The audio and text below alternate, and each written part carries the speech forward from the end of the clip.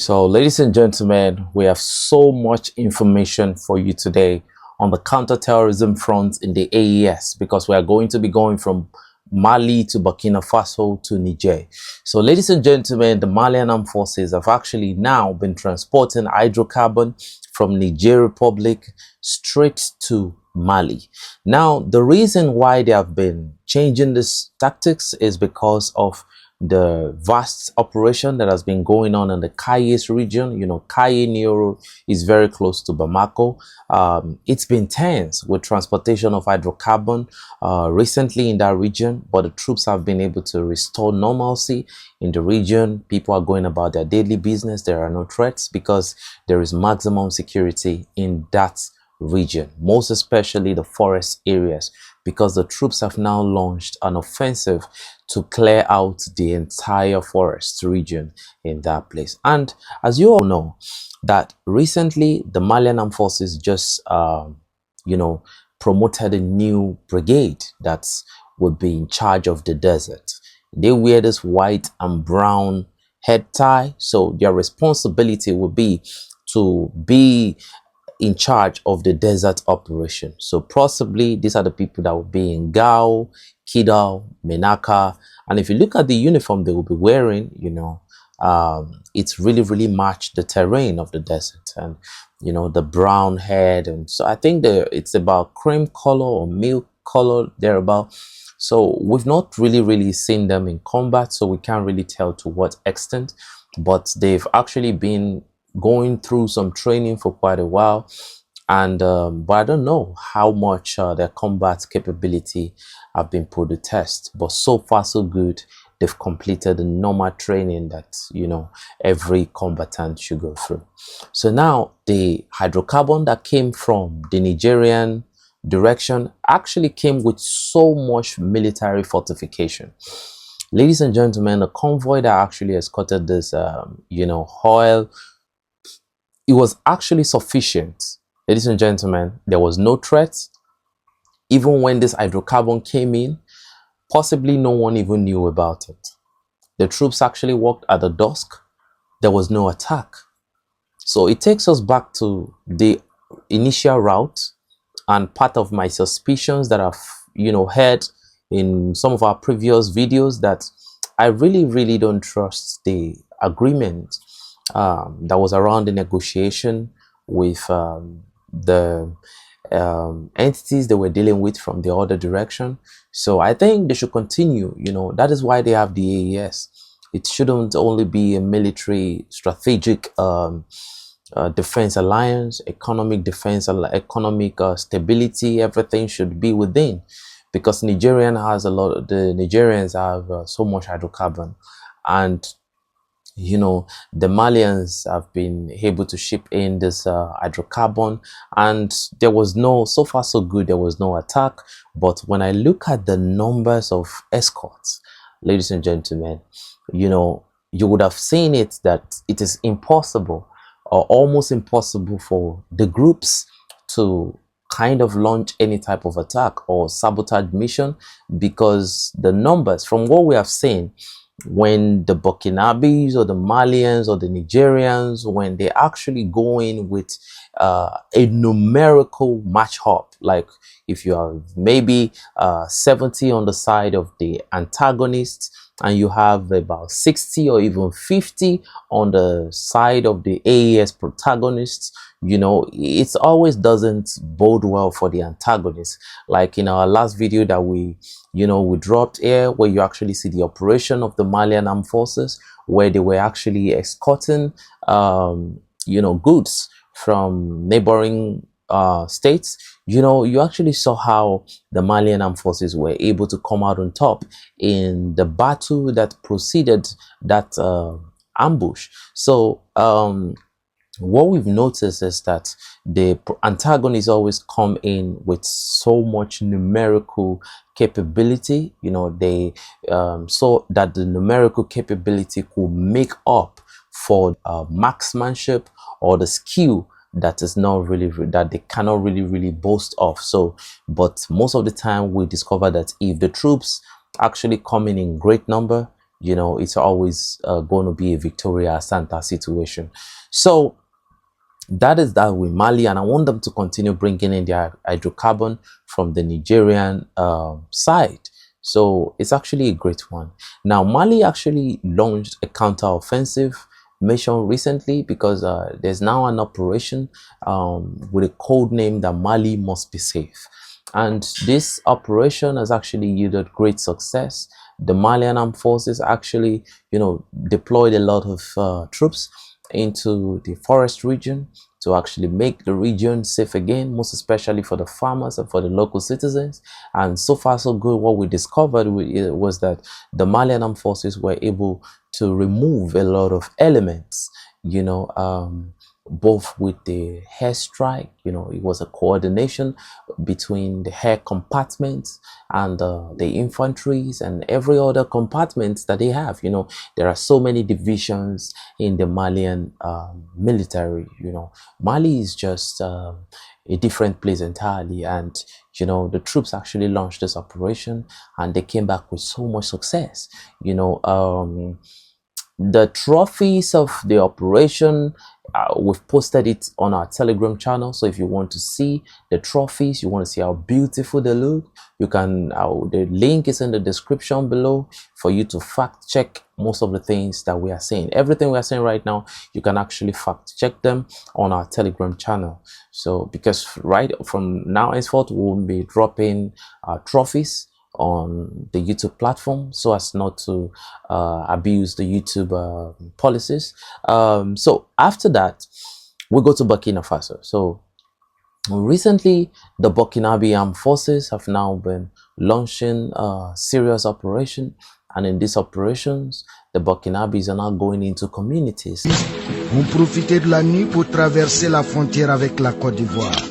Now they're not doing what, so it's a coordination with both the VDP and the Rapid Intervention Brigade. So in some situation, the force attack. Now the force attack only comes in if the situation is desperate, like you have some battle-hardened antagonists in that region, so they have to bring in the force attack, which are like the cream of the crop, led by the commander-in-chief, Captain Watao. So boy has been, you know, promoted. He's no longer a captain, but that's the name we're used to, so let's just nickname it like that. So the Burkinabes have actually, you know, gone to the homes. We have actually dropped the video on our Telegram channel. You can go ahead and see it there, but we're just giving you the explanation of what happened, the information about the storyline, so that you can understand when you get to the Telegram channel. They actually went into that village, and now they went in with a complete team, a team that has an anti-explosive specialist, that has you know, snipers. They went in with so much infantry divisions, and you know, it actually proved very, very effective, because at the end of the day, you know, they were able to detect so much traps under the ground. In fact, if you look at one of the improvised explosive device that was actually brought out from the ground, it was so big that it could have blown any type of equipment off, in my own opinion. Drame d'une seconde ligne a été dirigé sur l'axe. Il a fallu plusieurs forces pour mettre en lieu sûr la bouteille remplie de métallique. L'équipe découvrira à côté une autre bonbonne de gaz réservée pour être transformée. It was so large. It was one of the largest explosive I've seen, you know, and it shows the level of knowledge the antagonists too on their side, the level of knowledge they have, the level of training they've got, you know. So I think the Burkinabe learns from every situation, they learn from every experience, they learn from every flaws that they've recorded. Even on their way to victory, sometimes they take away the lessons and they return with so much ferocity the next time. Even though they actually won, or even some of the skirmish, they still have something to take away from it and they improve on it. So we actually saw in this operation they were able to remove two of the elements, of the products are actually on our Telegram. You can actually go out there and see how beautiful the bodies of these products are. So that is that with that. So the Burkinabes also launched a counter-offensive in a region which I feel like I should not disclose for security reasons, because it was actually an ISR that was given by, first of all, from the locals. Now, after the locals gave good intelligence, the troops actually, used their intelligence and reconnaissance team to actually, look at what was going on, and they found that it was a credible intel by the look. So the Burkinabean forces actually launched a counter-offensive, and a lot of antagonists were actually taken away from from the biosphere. A lot of antagonists were taken away from the biosphere. I'm talking about numbers in like 45, and a lot of weapons were recovered, a lot of explosives, a lot of equipment, different calibers of guns, they were recovered. And that was a great success for the Burkinabean forces. It was a good offensive. And now after this operation, the Burkinabes, they forge on. So far so good. Life has returned to this environment. The citizens are back doing their business. Now what the Burkinabes did is that after this operation, after capturing so many trophies, they actually sent a very, very battle-hardened containment team that we actually now come in and stay in the region and work with the locals to actually save and protect the lives and properties of the locals with so much intelligence and networking and reconnaissance that continues from there. So what the Burkinabes are doing now is that they are now going into the villages now. That is the next phase of the operation. So village by village, I don't know how many villages are there in Burkina Faso. They are now clearing out the village one by one. So, and these have proved to be very, very effective so far. You clear out this village, it's going to be a quiet clear out, they move to the next village. So you can't even predict what village they are going to go. So, and literally they are installing a sort of military capability that is good enough to protect the life and property of the civilian in any of these regions that a clear out had been done. And we've now seen so far that the timing of response of the airborne compartment to the ground forces is now very, very quick. Most of the time when you see an exchange between the antagonist, the Burkinabe antagonist and protagonist and the antagonist, you actually see the airborne compartment moving very quickly, to give good ISR and to literally bombard the antagonist and get them out of the biosphere and take them to their lithosphere. So ladies and gentlemen, the last thing we have about Niger Republic is that the AES intelligence, that was how the statement had it, they now have a lead on where the antagonists have been procuring their weapon. From evidences, we've actually dropped it on our Telegram channel. It shows that so many things are involved, so many actors, non-state actors, all for what? All for profit. Now, these weapons are not being procured from within the AES.